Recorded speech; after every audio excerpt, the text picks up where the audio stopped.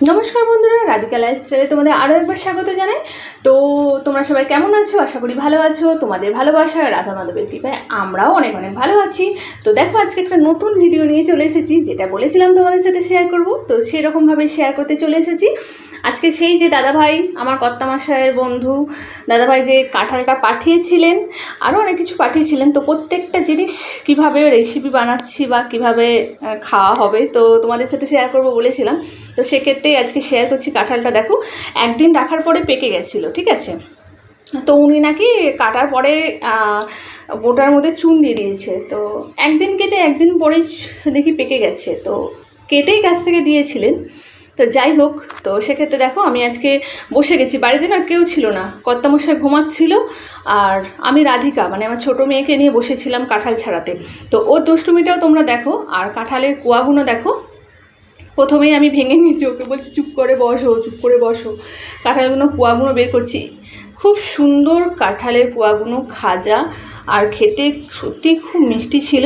তো দেখো, আজকে না আমার মনে হচ্ছে আমি গিন্নি। কারণ হচ্ছে কেন বলছি, আমার একটু গিন্নি গিন্নি ভাব মনে হয়েছে। কারণ এতদিন দেখেছিলাম মাকে কাঁঠাল ভাঙতে।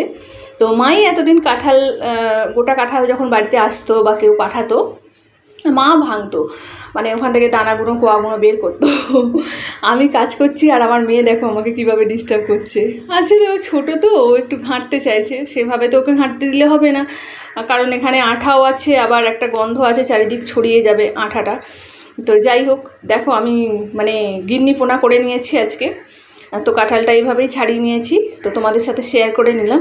তো যে কোনো ভালোবাসার জিনিস, মানে কি বলবো, ভালোবেসে দাদাভাই পাঠিয়েছেন।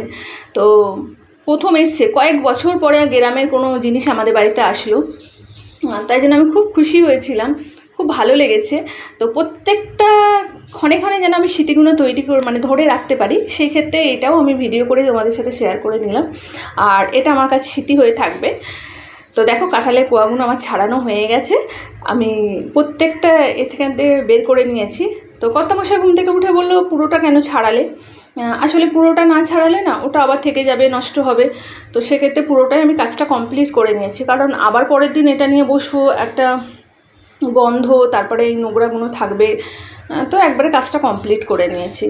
এই যে আমার মেয়ে বসে আছে, দেখো দুষ্টুমি করেই যাচ্ছে, হাতটা বাড়াচ্ছে, একটু করে হাতে ছোঁয়া লাগাচ্ছে।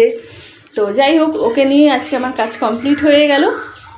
তো দেখো, তারপরে তোমাদের সাথে শেয়ার করার জন্য আমি চলে এসেছি। অবশ্যই তোমরা কে কে কাঁঠাল খেতে ভালোবাসো কমেন্ট করে জানাবে। আমার কিন্তু কাঁঠাল খেতে খুব ভালো লাগে, তাই জন্য আমি তোমাদের সাথে শেয়ার করলাম।